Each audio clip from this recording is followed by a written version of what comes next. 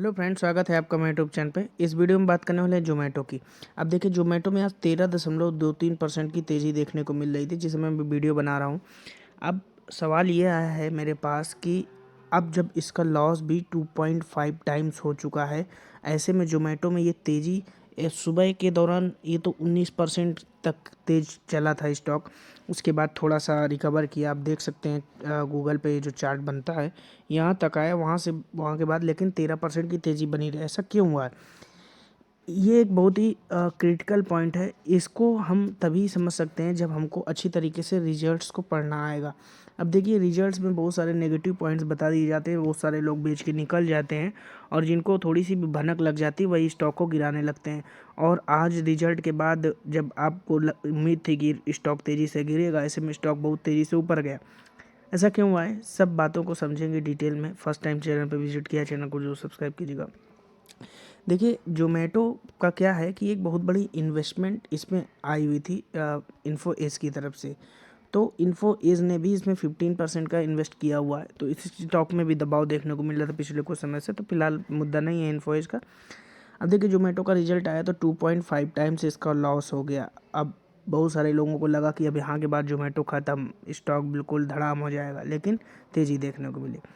अब देखिए, नवभारत टाइम्स में एक आर्टिकल छपा हुआ है। मेरी वही सोच जो मैं आपको हर वीडियो में हर किसी स्टॉक के रिजल्ट के बाद, क्वार्टरली रिजल्ट के बाद में बताता हूँ, वही मेरी सेम बात है कि कभी भी किसी स्टॉक में अगर रिवेन्यू इम्पैक्ट कर रहा है तो उस स्टॉक में आपको कभी भी किसी भी सूरत में इन्वेस्ट नहीं करना है। लेकिन अगर उसका लॉस इम्पैक्ट कर रहा, प्रॉफिट इम्पैक्ट कर रहा, तो इतना बड़ा मसला नहीं होना चाहिए एक दो क्वार्टर के लिए। रीज़न ये है कि अगर आप लॉस है तो कंपनी प्रॉफिट में आ सकती है, लेकिन अगर रिवेन्यू ही कम होता चला जा रहा है कंपनी का, तो इसका मतलब कंपनी ख़त्म होने की कगार पे जा रही है। रिवेन्यू कम होगा तो लॉस और प्रॉफिट की कोई बात ही नहीं चलती, सीधे सीधे लॉस होना ही होना है। अब यहाँ पर आप देखिए 64.60 यानी 64 रुपये 60 पैसे पर अब यहाँ पर क्लोजिंग हुई है। मॉर्गन स्टैनली जाना माना ब्रोकेज हाउस है, उसने भी इसका टारगेट 135 रुपये दिया है। 169 के बाद करेक्शन होते होते स्टॉक लगभग 75% करेक्ट हो गया। अब देखिए, जोमेटो के शेयर पर नवभारत टाइम्स का मैं आर्टिकल आपको पढ़ा देता हूँ। जोमेटो के शेयर पर दबाव कथित अनफेयर ट्रेड प्रैक्टिसेस के संबंध में कंपटीशन कमीशन ऑफ इंडिया की ओर से जांच के चलते भी आया था। हालांकि अधिकतर ब्रोकर्स का कहना है कि जोमेटो के लिए बुरा वक्त बीत चुका है और अब यहाँ से शेयर प्राइस में गिरावट का चांस कम है।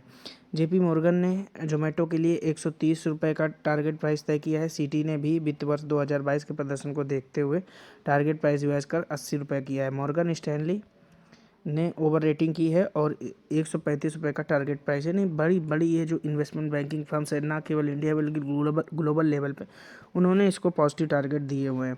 अब यहाँ पर इसका करेक्शन आप देख सकते हैं। पिछले वित्त वर्ष की चौथी तिमाही में यानी 2021 मार्च पे जो रिजल्ट आया, 359 रुपये का नेट लॉस दर्ज किया है इस बार, जो कि पिछले साल इसी तिमाही 134 करोड़ में 2021 में मार्च का क्वार्टर 4 का रिजल्ट आया था तो 134 करोड़ का लॉस था। अब 359 करोड़ का कुल मिला किया जाए तो 2.5 गुना के आसपास का लॉस बढ़ा हुआ है इनका इस बार इस क्वार्टर में। अब फिर भी बढ़ रहा है क्योंकि कंपनी की जो सेल्स है वो 692 करोड़ से बढ़ करके 1212 करोड़ 1212 करोड़ हुई है। और यही सबसे बड़ी पॉजिटिव पॉइंट है कि रिवेन्यू डबल होता हुआ दिखाई दे रहा है। अब यहाँ पर रिवेन्यू डबल होता हुआ दिखाई दे रहा है, कंपनी एक्सपेंडिचर अपने बढ़ा रही है, कंपनी अपने आप को एक्सपेंड कर रही है। इन सब खर्चों की वजह से यहाँ पर लॉस में आपको देखना को थोड़ा सा मिल रहा है। लेकिन आप देख सकते हैं एडजस्टेड एबिटा लॉस घटकर 200 करोड़ रुपए पर आ गया, जो तीसरी तिमाही में 270 करोड़ था। तो ये चीज़ एक बहुत बड़ी इम्पैक्ट की है इस क्वार्टर के रिजल्ट में, जिसको आपने शायद नोटिस किया या नहीं किया। लेकिन जो एक्सपर्ट कमेंट्स थे उनके अनुसार अगर आपने यहाँ पर स्टॉक में निवेश किया है तो बहुत ही अच्छा किया है, क्योंकि बहुत सारे लोगों ने ये कहा था कि यहाँ पर लॉस अगर कम भी ज़्यादा होता है तो कोई चिंता की बात नहीं, लेकिन रिवेन्यू को देखना बहुत ही दिलचस्प होगा ऐसे स्टॉक में जिनमें इन्वेस्टमेंट पर भरोसा करके लॉन्ग टर्म के लिए इन्वेस्टमेंट की जाती है।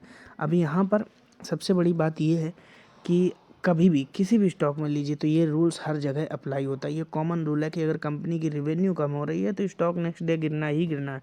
लेकिन अगर लॉस प्रॉफिट का मसला है तो एक दो क्वार्टर से कोई ज़्यादा खास फर्क पड़ता नहीं है। वो तो TCS इन्फोसिस जैसे स्टॉक में भी होता रहता है। लेकिन अगर छोटा छोटा स्टॉक है, जोमेटो कोई छोटी कंपनी नहीं, लेकिन छोटा छोटा इन्वेस्टमेंट से और इसका लॉस बढ़ रहा है या इसमें कोई फ़र्क नहीं, लेकिन अगर रिवेन्यू में कोई कमी आ रही है तो स्टॉक गिरेगा, रेवेन्यू बढ़ रहा है तो स्टॉक एक सपोर्ट जरूर लेगा। वीडियो जैसा भी लगा कमेंट बॉक्स में बताइएगा। फर्स्ट टाइम चैनल पर विजिट, चैनल को सब्सक्राइब करें। Thank for watching.